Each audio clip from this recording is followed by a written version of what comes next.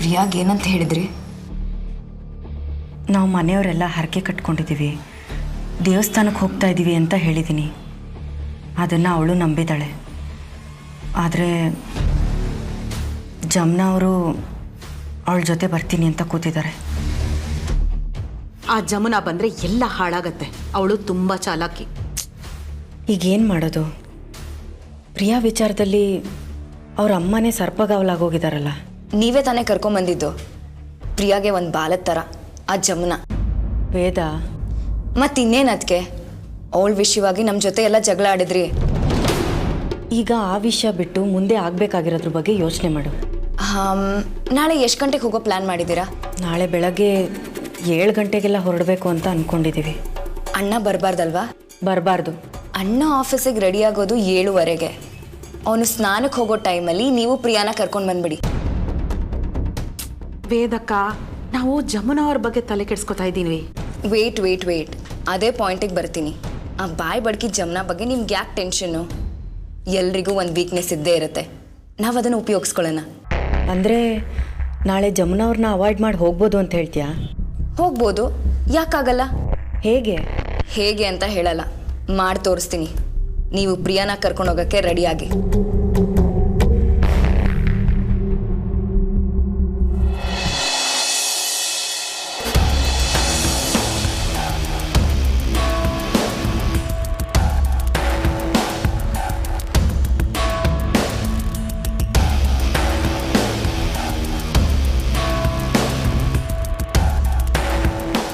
ಈ ಆಲದ ಮರ ಎಷ್ಟು ದೊಡ್ಡದಾಗಿದೆ ಅಲ್ವಾ ಅಕ್ಕ?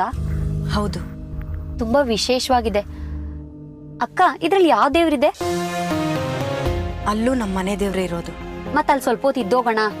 ಮೊದಲು ಪೂಜೆ ಆಗಲಿ ಪ್ರಿಯಾ, ಆಮೇಲೆ ಆ ದೇವ್ರ ದರ್ಶನನೂ ಆಗುತ್ತೆ. ಸರಿ ಅಕ್ಕ. ಸರಿ, ಬಾ ಹೋಗೋಣ.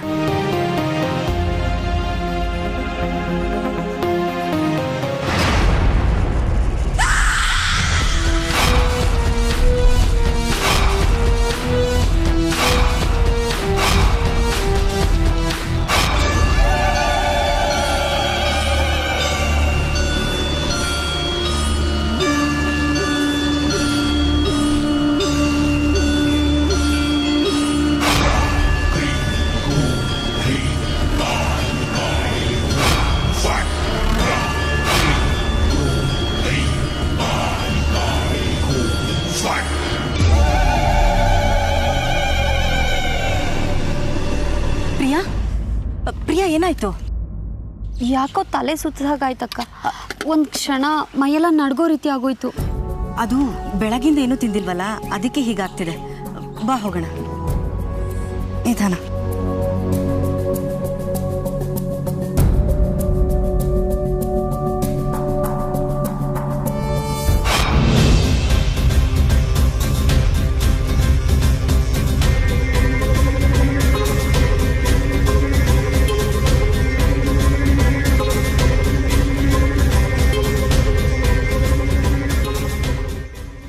ಯಾರು ಕಾಣ್ತಿಲ್ಲ. ದೇವಸ್ಥಾನ ಬಾಗ್ಲು ಮಾತ್ರ ತೆಗ್ದಿದೆ. ಹೌದು ಪ್ರಿಯಾ, ಈ ದೇವಸ್ಥಾನಕ್ಕೆ ಯಾವತ್ತೂ ಬಾಗ್ಲೇ ಹಾಕೋದಿಲ್ಲ, ಸದಾ ತೆರೆದೇ ಇರುತ್ತೆ. ಅರ್ಚಕರು ಬರ್ತೀನಿ ಅಂತ ಹೇಳಿದ್ರು, ಬಹುಶಃ ಬರ್ತಾ ಇರ್ಬೋದು. ನಾವು ಅವ್ರಿಗೋಸ್ಕರ ಕಾಯೋಣ. ಅಕ್ಕ, ಹರಕೆ ಏನಂತ ಕಟ್ಕೊಂಡಿದ್ರಿ? ಮನೆಗೆ ಬರೋ ಸೊಸೆ ಗರ್ಭ ಧರಿಸಿದ್ರೆ ಪೂಜೆ ಮಾಡಿಸ್ತೀವಿ ಅಂತ ಹರಕೆ ಕಟ್ಕೊಂಡಿದ್ವಿ.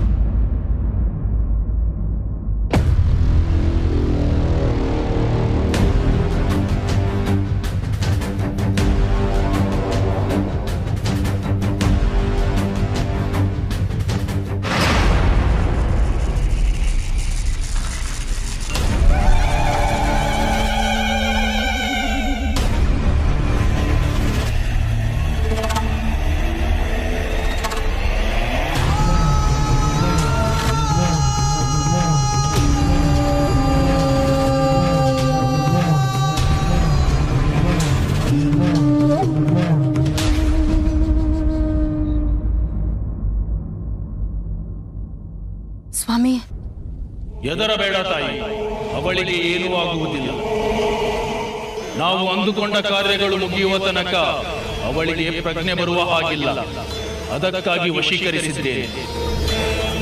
ಸ್ವಾಮಿ, ಅದು ನಾವಿಲ್ಲಿಗೆ ಬಂದಿರೋದು ಮನೇಲಿ ಯಾರಿಗೂ ಗೊತ್ತಿಲ್ಲ. ಗೊತ್ತಾದರೆ ತೊಂದರೆ ಆಗುತ್ತೆ ಅಂತ ನಾನು ಇವಳೊಬ್ಬಳನ್ನೇ ಕರ್ಕೊಂಡು ಬಂದೆ.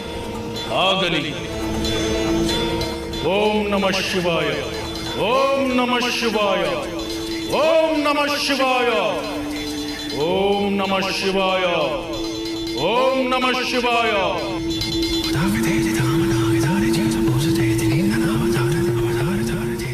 ಓಂ ನಮಃ ಶಿವಾಯ. ಆತ್ಮಂ ಗರ್ಭಸ್ಯ ಪ್ರಾಣಹುತಿಃ, ಆತ್ಮಂ ಗರ್ಭಸ್ಯ ಪ್ರಾಣಹುತಿಃ.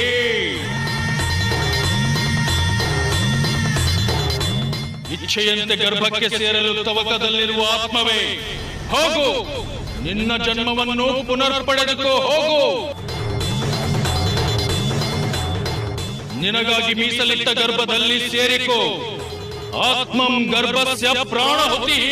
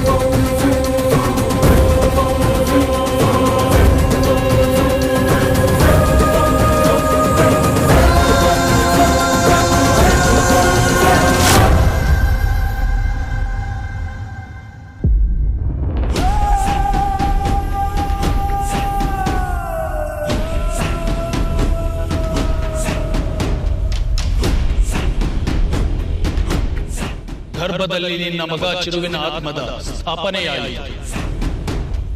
ಚಂಚಲವಿರುವ ಆತ್ಮವನ್ನ ಗರ್ಭದಲ್ಲೇ ಕೇಂದ್ರೀಕರಿಸಲು ನಾನು ಧ್ಯಾನದ ಸ್ಥಿತಿಗೆ ಹೋಗುತ್ತಿದ್ದೇನೆ.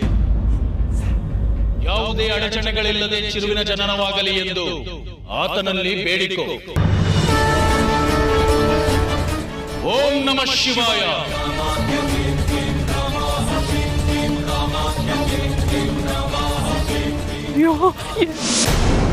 ಅಯ್ಯಯ್ಯೋ ಪ್ರಿಯಾ ಪ್ರಿಯಾ ಪ್ರಿಯಾ, ಅಯ್ಯೋ ಬಿಡವ, ನನ್ ಮಗನ್ ಕರ್ಕೊಂಡ್ಬಂದು ಹಿಂಗ್ ಮಲಗ್ಸಿದಿರಲ್ಲ, ನಾನು ಹೊಟ್ಟೆ ಉರಿಯೋದಿಲ್ವಾ? ಅವಳನ್ ಬಲಿ ಕೊಡಕ?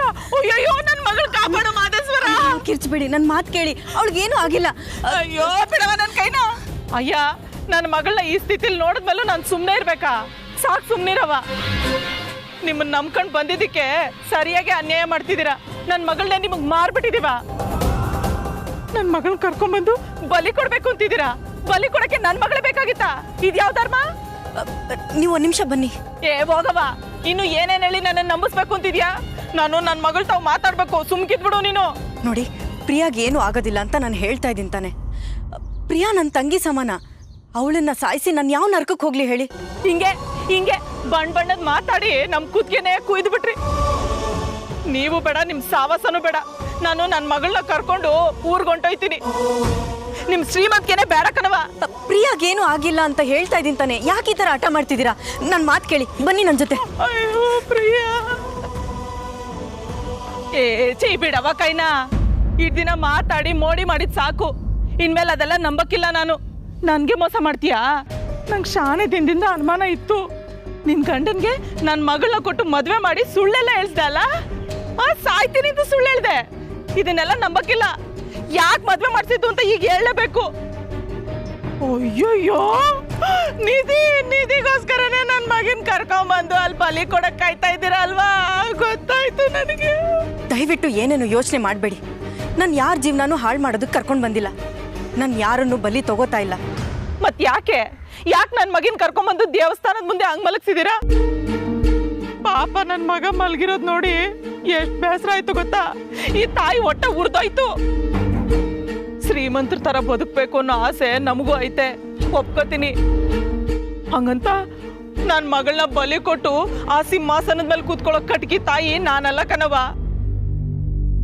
ನಿಜ ಏನು ಅಂತ ಇವತ್ತು ಹೇಳ್ತಾ ಇದ್ರೆ ನಾ ಸುಮ್ನಿರಕ್ಕಿಲ್ಲ ಅಂದ್ರೆ ಸುಮ್ನಿರಕ್ಕಿಲ್ಲ. ಆಟಯ ಹೇಳ್ತೀನಿ, ಎಲ್ಲ ವಿಷಯನೂ ಹೇಳ್ಬಿಡ್ತೀನಿ. ಆದರೆ ಅದನ್ನು ಜೀರ್ಣ ಮಾಡ್ಕೊಳ್ಳೋ ಶಕ್ತಿ ನಿಮ್ಗಿರ್ಬೇಕು. ನಾನು ಪ್ರಿಯಾನ ಮದುವೆ ಮಾಡಿಸಿದ್ದು ನನ್ನ ಮಗ ಚಿರುಗೋಸ್ಕರ. ಚಿರುಗೋಸ್ಕರವಾ? ಅಂದ್ರೆ 6 ತಿಂಗಳಿಂದೆ ನನ್ನ ಮಗ ಆಕ್ಸಿಡೆಂಟ್ನಲ್ಲಿ ಸತ್ತೋಗ್ಬಿಟ್ಟ. ಅವನಿಗೆ ನನ್ನ ಪ್ರೀತಿ ಆಗಲಿ ನನ್ನ ಪ್ರೀತಿ ಅವನಿಗಾಗಲಿ ಸಿಗಲೇ ಇಲ್ಲ. ಅತೃಪ್ತ ಆತ್ಮವಾಗಿ ಅಲಿತಾ ಇದ್ದ. ಹಾಗಲಿತಾ ಇದ್ದ ನನ್ನ ಮಗನ ನಾನೇ ಕರ್ಕೊಂಡು ಬಂದೆ. ಆತ್ಮವಾಗಿ ಅವನ್ನ ಜೊತೆಲಿ ಇರಿಸ್ಕೊಳಕ್ಕಾಗದೆ ಇದೇ ಆಲದ ಮರಕ್ಕೆ ಅವನ ಆತ್ಮನ ಬಂಧಿಸಿದ್ವಿ. ಅವನ ಆಯಸ್ಸಿನ್ನೂ ಮುಗ್ದಿಲ್ಲ ಅನ್ನೋ ಕಾರಣಕ್ಕೆ ಅವನಿಗೆ ಪುನರ್ಜನ್ಮ ಆಗೋ ಅದೃಷ್ಟ ಇತ್ತು ಅಂತ ಗೊತ್ತಾಯ್ತು. ಅವನು ಹುಟ್ಟೋದಕ್ಕೆ ಒಂದು ಗರ್ಭ ಬೇಕಾಗಿತ್ತು. ಅವನನ್ನು ಹೆರೋ ತಾಯಿ ಬೇಕಾಗಿತ್ತು. ನನ್ಗೆ ಅದೃಷ್ಟ ಇಲ್ಲದೆ ಹೋಯ್ತು. ಆ ಕಾರಣಕ್ಕೆ ಅಶೋಕ್ನ ಪ್ರಿಯಾ ಜೊತೆ ಮದುವೆ ಮಾಡಿಸಿದ್ದು. ನನಗೆ ಕಾಯಿಲೆ ಇದೆ ಅಂತಾನೂ ಹೇಳಿದ್ದು. ಹಂಗಾರೆ ನನ್ನ ಮಗಳ ಗರ್ಭದಾಗೆ ಚಿರು? ಹೌದು, ಚಿರು ಆತ್ಮನ ಅವಳ ಗರ್ಭಕ್ಕೆ ಸೇರಿಸೋದಕ್ಕೆ ಅವಳನ್ನ ಇಲ್ಲಿವರೆಗೂ ಕರ್ಕೊಂಡು ಬಂದಿದ್ದು. ಇಲ್ಲ, ಸಾಧ್ಯನೇ ಇಲ್ಲ. ನಿಮ್ಗೋಸು ನನ್ನ ಮಗಳ ಗರ್ಭದಾಗ ಹುಟ್ಟಕ್ಕೆ ನಾನು ಒಪ್ಪಕ್ಕಿಲ್ಲ ಅಂದ್ರೆ ಒಪ್ಪಕ್ಕಿಲ್ಲ. ಅಯ್ಯೋ ಮಾದೇಶ್ವರ, ನನ್ನ ಮಗಳ ಗರ್ಭನೇನ್ ಬಾಡಿಗೆ ಮನೆ ಅನ್ಕೊಂಡಿದ್ದೀರಾ? ಆತ್ಮ ಅಂತೆ, ಪುನರ್ಜನ್ಮ ಅಂತೆ. ಯವ್ವ, ನಾನು ಇದಕ್ಕೆಲ್ಲ ಒಪ್ಪಕ್ಕಿಲ್ಲ ಅಂದ್ರೆ ಒಪ್ಪಕ್ಕಿಲ್ಲ. ಒಪ್ಪದೇ ಇರೋದಕ್ಕೆ ಸಾಧ್ಯನೇ ಇಲ್ಲ. ಸಮಾಧಾನ ಮಾಡ್ಕೊಳ್ಳಿ. ಈಗಾಗಲೇ ಅವನ ಆತ್ಮನ ಪ್ರಿಯಾ ಗರ್ಭಕ್ಕೆ ಸೇರ್ಸಾಗಿದೆ. ಇನ್ಯಾರೇ ಬಂದರೂ ಅದನ್ನು ತಡೆಯೋದಕ್ಕಾಗೋದಿಲ್ಲ. ಇನ್ನು ಮುಂದೆ ನನ್ನ ಚಿರು ನಿಮ್ಮ ಮೊಮ್ಮಗ, ಪ್ರಿಯಾ ಮಗ. ನನಗೆ ಅವನನ್ನು ನೋಡೋ ಹಂಬಲ ಇದೆ. ಅವನಿಗೋಸ್ಕರ ಉಳಿಸ್ಕೊಂಡಿರೋ ಪ್ರೀತಿನ ಕೊಡೋ ಕಾತರ ಇದೆ. ದಯವಿಟ್ಟು ಬೇಡ ಅಂದ್ಬೇಡಿ. ನೋಡಿಮ್ಮ, ಪ್ರಿಯಾ ಹೊಟ್ಟೆಯಲ್ಲಿ ಚಿರು ಹುಟ್ಟೆ ಇದ್ರು ಬೇರೆ ಯಾವುದಾದ್ರೂ ಮಗು ಹುಟ್ಟಲೇಬೇಕಲ್ವಾ? ಈಗ ಚಿರು ಹುಟ್ಟಿದಾನೆ, ಅಷ್ಟೇ ವ್ಯತ್ಯಾಸ. ನನ್ನ ಚಿರು ಹುಟ್ಟೋದಕ್ಕೋಸ್ಕರ ನನ್ನ ಉಸಿರನ್ನ ನನ್ನ ಬಿಗಿ ಹಿಡ್ಕೊಂಡು ಕಾಯ್ತಾ ಇದ್ದೀನಿ. ನನ್ನನ್ನು ನಿಮ್ಮ ಮಗಳೇ ಅನ್ಕೊಳ್ಳಿ. ದಯವಿಟ್ಟು ಇದಕ್ಕೆ ವಿರೋಧ ಮಾಡಬೇಡಿ. ನನ್ನ ಚಿರುಗೋಸ್ಕರ ನಾನು ತುಂಬ ಕಷ್ಟಪಟ್ಟಿದ್ದೀನಿ. ನಾನು ತಗೊಂಡಿರೋ ನಿರ್ಧಾರಗಳಿಂದ ಯಾರಿಗೂ ನೋವಾಗದೆ ಇರೋ ಥರ ನಡ್ಕೊಂಡಿದ್ದೀನಿ. ಇನ್ನು ಮುಂದೆನೂ ಹಾಗೆ ನಡ್ಕೋತೀನಮ್ಮ. ದಯವಿಟ್ಟು ನನ್ನ ಮಗ ಬರೋದಕ್ಕೆ ಅವಕಾಶ ಮಾಡಿಕೊಡಿ. ನನ್ನ ಮಗನ ನನ್ನನ್ನು ಒಂದು ಮಾಡಿದ ಪುಣ್ಯ ನಿಮಗೆ ಬರುತ್ತೆ. ಹೇಳವ, ಹೇಳು. ಪಾಪ, ನಿನ್ ಚಿರುಗೋಸ್ಕರ ನೀನು ಎಷ್ಟೆಲ್ಲ ಕಷ್ಟಪಟ್ಟಿದ್ಯಾ ಅಲ್ವಾ? ಹೌದು, ನಿನ್ ಚಿರು ಮರುಜನ್ಮ ಆಗತ್ತೆ ಕಣವ. ಅವನ್ ಮತ್ತೆ ಹುಟ್ಟತಾನೆ. ಮಗನ್ಗೋಸ್ಕರ ಈಟೋನ್ ಕಷ್ಟಪಟ್ಟಿರೋ ಮಹಾನ್ ತಾಯಿ ನೀನು. ನಿನ್ನಂತ ಮಹಾತಾಯಿ ಈ ಲೋಕದಾಗೆ ಹುಡುಕಿದ್ರು ಸಿಗಕ್ಕಿಲ್ಲ. ಹಂಗೆ ಇನ್ನೊಂದೇ ಒಂದು ಕಷ್ಟ ಐತೆ, ಅದನ್ನು ಮಾಡಿ ಮುಗಿಸ್ಬಿಡು. ಹೇಳಿ, ಏನು ಮಾಡಬೇಕು ಅಂತ ಹೇಳಿ. ನನ್ನ ಮಗ ಹುಡ್ತಾನೆ ಅಂದರೆ ನಾನು ಏನು ಬೇಕಾದರೂ ಮಾಡ್ತೀನಿ. ನಿನ್ನಂತ ತಾಯಂದ್ರಿಗೆ ಈ ಪ್ರಪಂಚದಾಗೆ ಮುಖ್ಯವಾದ್ದು ಮಗನ್ಗಿಂತ ಬೇರೆ ಯಾವುದೂ ಇಲ್ಲ ಅಂತ. ಮಗನ್ಗೋಸ್ಕರ ಹುಚ್ಚಿಡ್ಸ್ಕೊಂಡಿರೋ ಹುಚ್ಚು ತಾಯಿ ನೀನು. ಈಗ ಅದೇ ಮಗನ್ಗೋಸ್ಕರ ಇನ್ನೊಂದೇ ಒಂದು ಕಷ್ಟದ ಕೆಲಸ ಐತೆ, ಅದನ್ನು ಮಾಡ್ಬಿಡು. ಶಾಶ್ವತವಾಗಿ ಆ ಮನೆ ಬಿಟ್ಟು ಹೊಂಟೋಗು.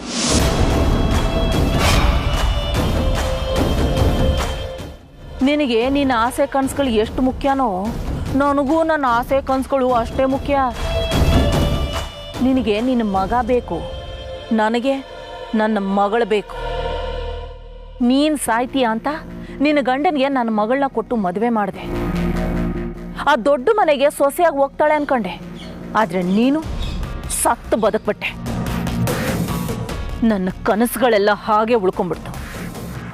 ಚಿರು ಗರ್ಭಕ್ಕೆ ಒಬ್ಬಳು ತಾಯಿ, ಆ ಮನೆಗೆ ಒಬ್ಬ ಸೊಸೆ, ಅದು ನನ್ನ ಮಗಳೇ ಆಗಿರಬೇಕು. ಮತ್ತೆ ನಂಗೆ ಗೊತ್ತು ಕಣವ ನೀನು ಏನು ಹೇಳಕ್ ಬರ್ತಿದ್ಯಾ ಅಂತ. ಮಗನ್ ನೋಡ್ಕೊಂಡು ಮೂಲೆಯಲ್ಲಿ ಬಿದ್ದಿರ್ತೀನಿ, ಆ ಮನೆ ಅಧಿಕಾರನೆಲ್ಲ ನಿಮ್ಮ ಪ್ರಿಯಂಗೆ ಕೊಡ್ತೀನಿ, ಪ್ರಿಯಾನೇ ಆ ಮನೆ ಯಜಮಾನಿ ಅಂತ ಹೇಳಕ್ ಕೊಟ್ಟಿದ್ಯಾ ಅಲ್ವಾ? ನೀನು ಏನು ಹೇಳಿದ್ರು ಆ ಮನೆಯವ್ರು ಕೇಳಕ್ಕಿಲ್ಲ. ನಿನ್ನ ಮನೆ ದೊಡ್ಡ ಸೊಸೆ ಅನ್ನೋ ಪಟ್ಟದಿಂದ ಇಳ್ಸಕ್ಕಿಲ್ಲ. ನಿನ್ನ ಸ್ಥಾನ ಏನು ಅನ್ನೋದು ನನಗೆ ಗೊತ್ತದೆ ಕಣವ. ಒಂದೇ ಮಾತು ಒಂದೇ ನಿರ್ಧಾರ, ನಿನ್ನ ಮಗ ಚಿರು ಹುಟ್ಟಬೇಕು. ಹಂಗಂದ್ರೆ ಈ ಕ್ಷಣದಿಂದಾನೇ ನೀನು ಆ ಮನೆ ಹೊಸಲು ದಾಟಿ ಒಳಗೆ ಬರಬಾರ್ದು. ಒಂದು ವೇಳೆ ನಾನು ಎಲ್ಲೂ ಹೋಗೋಕ್ಕಿಲ್ಲ, ಅಲ್ಲೇ ಇರ್ತೀನಿ ಅಂದರೆ ನನಗೇನು ಅಭ್ಯಂತರ ಇಲ್ಲ ಕಣವ. ಬಾ, ಎಲ್ಲರೂ ಒಟ್ಟಿಗೆ ಮನೆಗೆ ಹೋಗುವ. ಆದರೆ ನಾಳೆ ನಮ್ಮ ಪ್ರಿಯನ್ನ ಡಾಕ್ಟ್ರ್ ತಾವು ಕರ್ಕೊಂಡೋಗಿ ಅವಳು ಹೊಟ್ಟೆ ತೊಳಸ್ಬಿಡ್ತೀನಿ. ಮಗ ಹುಟ್ಟಬೇಕಾ ಇಲ್ಲ ಮನೆ ಬೇಕಾ? ನನಗೆ ನನ್ನ ಮಗ ಹುಟ್ಟಬೇಕು. ಆದ್ರೆ ನಾನು ಅವನಿಗೆ ಪ್ರೀತಿ ತೋರಿಸೋ ಭಾಗ್ಯ ಕಳ್ಕೊಂಡ್ಬಿಡ್ತೀನ. ತಾಯಿಯಾಗಿ ಮಗ ಹುಟ್ಟಬೇಕು ಅಂತ ಹೇಳಿದ್ಯಲ್ವ, ಅಷ್ಟು ಸಾಕು. ಪ್ರೀತಿ ತೋರ್ಸಕ್ಕೆ ನಾನಿರ್ತೀನಿ, ನನ್ನ ಮಗಳು ಪ್ರಿಯಾ ಇರ್ತಾಳೆ. ಸರಿ, ನೀವು ಹೇಳಿದಕ್ಕೆಲ್ಲ ಒಪ್ಕೋತೀನಿ. ನಾನು ಮನೆ ಬಿಟ್ಟು ಹೋಗ್ತೀನಿ. ಆದ್ರೆ ನಂದು ಒಂದೇ ಒಂದು ರಿಕ್ವೆಸ್ಟ್. ಏನದು? ನನ್ನ ಮಗ ಚಿರು ಹುಟ್ಟೋವರೆಗೂ ಇಲ್ಲೇ ಇದ್ದು ಒಂದೇ ಒಂದ್ಸರಿ ಅವ್ನ ಮುಖ ನೋಡ್ಕೊಂಡು ಹೊಟ್ಟೋಗ್ತೀನಿ. ಇನ್ನು 7-8 ತಿಂಗಳು ಸಾಧ್ಯನೇ ಇಲ್ಲ ಕಣವ. ಮಗ ಹುಟ್ಟಗಂಟ ಮನೇಲಿದ್ದು ಆಮೇಲೆ ನಮ್ಮನ್ನೇ ಮನೆಯಿಂದ ಓಡಿಸೋ ಪ್ಲಾನ್ ಮಾಡ್ದಂಗಿದೆ. ಅಯ್ಯೋ ಇಲ್ಲಮ್ಮ, ಇಲ್ಲ, ನಾನಂತ ನೀಚ ಹೆಣ್ಣಲ್ಲ. ಇಲ್ಲ ಕಣವ, ನನ್ಗೆ ಅದ್ರಾಗೆಲ್ಲ ನಂಬಿಕೆ ಇಲ್ಲ. ಹೋಗೋದಿದ್ರೆ ಇವತ್ತೇ ಹೋಗ್ಬೇಕು, ಇಲ್ಲ ನನ್ನ ನಿರ್ಧಾರ ಬದಲಾಯಿಸ್ಕೊತೀನಿ. ಬೇಡಮ್ಮ, ಬೇಡ. ನಿಮ್ಮ ನಿರ್ಧಾರನ ಬದಲಾಯಿಸ್ಕೊಳ್ಳೋದು ಬೇಡ. ನಾನೇ ಹೋಗ್ತೀನಿ, ದೂರ ಹೊರಟೋಗ್ತೀನಿ. ನನ್ನ ಮಗನ ನೆನ್ಪೊಂದಿದ್ಯಲ್ಲ, ನನ್ಗಷ್ಟೇ ಸಾಕು. ಅದೇ ನೆನ್ಪಲ್ಲೇ ಬದುಕ್ತೀನಿ. ತಾಯಿಯಾಗಿ ಎಷ್ಟೆಲ್ಲ ಮಾಡಿದವಳಿಗೆ ಇಷ್ಟೆಷ್ಟು ಮಾಡೋದಕ್ಕಾಗೋದಿಲ್ವಾ?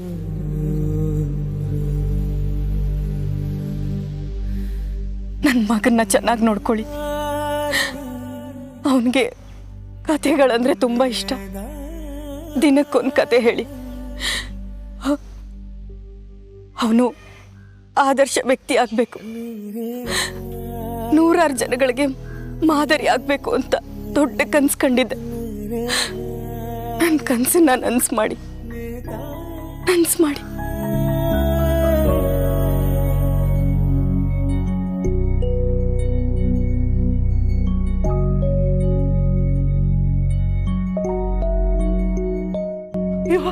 ಅಮ್ಮಿ, ಅಮ್ಮಿ, ಪ್ರಿಯಾ, ಪ್ರಿಯಾ, ಎದಳವ, ಕಣ್ಬಿಡವ. ಅಮ್ಮ ಬಂದೀವಿ ನೋಡು. ಎದಳು, ಎದಳು. ಯಾಕವ ಇಲ್ಲಿ ಯಾಕೆ ಬಂದು ಮಲಗಿದ್ಯಾ? ನನಗೆ ಗೊತ್ತಿಲ್ಲ ಅಮ್ಮ, ನೀನೇ ಈಗ ಇಲ್ಲಿಗೆ ಬಂದೆ? ಅಯ್ಯೋ, ಮನೇಲಿ ಹುಡುಕಿದ್ರೆ ನೀ ಕಾಣ್ಲಿಲ್ವಾ? ಆರ್ತಿ ದೇವಸ್ಥಾನಕ್ಕೆ ಹೋಗವ ಅಂತ ಹೇಳಿದ್ಲಲ್ಲ, ಅದನ್ನೇ ಗೆಪ್ತಿ ಮಾಡ್ಕೊಂಡು ಇಲ್ಲಿ ಹುಡ್ಕೊಂಬಂದ್ರೆ ನೀನು ಹಿಂಗೆ ಮಲಗಿದ್ಯಾ ಕಣವ. ಆರ್ತಿನೂ ಇಲ್ಲ, ಯಾರೂ ಇಲ್ಲ. ಯಾಕವ, ಆರ್ತಿ ಎಲ್ಲಿಗೋದ್ಲು? ನನಗೇನು ಗೊತ್ತಿಲ್ಲ ಅಮ್ಮ, ಯಾರೋ ಬಂದರು, ತಲೆ ಸುತ್ತದಾಗಾಯ್ತು. ಮುಂದಕ್ಕೆ ಏನಾಯ್ತು ಅಂತಾನೆ ಗೊತ್ತಿಲ್ಲ.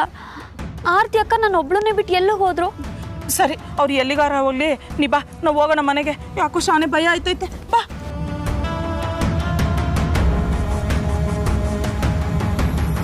ಮಾತಂಗಿ, ನೀನು ಇಲ್ಲೇ? ನಿಮ್ಮನೆ ಹುಡ್ಕೊಂಡು ಬಂದೆ. ಆರ್ತಿ ಅಮ್ಮನವ್ರೆಲ್ಲಿ? ನನಗೆ ಗೊತ್ತಿಲ್ಲ. ನನ್ನ ಇಲ್ಲಿವರೆಗೂ ಕರ್ಕೊಂಬಂದಿದ್ದೆ ಅವರು. ಈಗ ಅವರೇ ಕಾಣ್ತಿಲ್ಲ.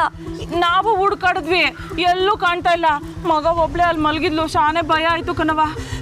ಏನ್ ಮಾತಾಡ್ತಾ ಇದ್ದೀರಾ ನೀವಿಬ್ರು? ಆರ್ತಿ ಅಮ್ಮನವ್ರು ಕಾಣ್ತಿಲ್ಲ ಅಂದ್ರೆ ಏನ್ ಅರ್ಥ? ಪ್ರಿಯಾನ್ ಬಿಟ್ಟು ಅವ್ರು ಎಲ್ಲೂ ಹೋಗಕ್ ಸಾಧ್ಯನೇ ಇಲ್ಲ. ಇಲ್ಲೇ ಎಲ್ಲೋ ಇರ್ಬೇಕು. ಆರ್ತಿ ಅಮ್ಮವ್ರೆ, ಆರ್ತಿ ಅಮ್ಮ, ಆರ್ತಿ ಅಮ್ಮವ್ರೆ, ಆರ್ತಿ ಅಮ್ಮ ಇಲ್ಲೇ ಇರ್ತಾರೆ. ಆರ್ತಿ ಅಮ್ಮವ್ರೆ, ಆರ್ತಿ ಅಮ್ಮ.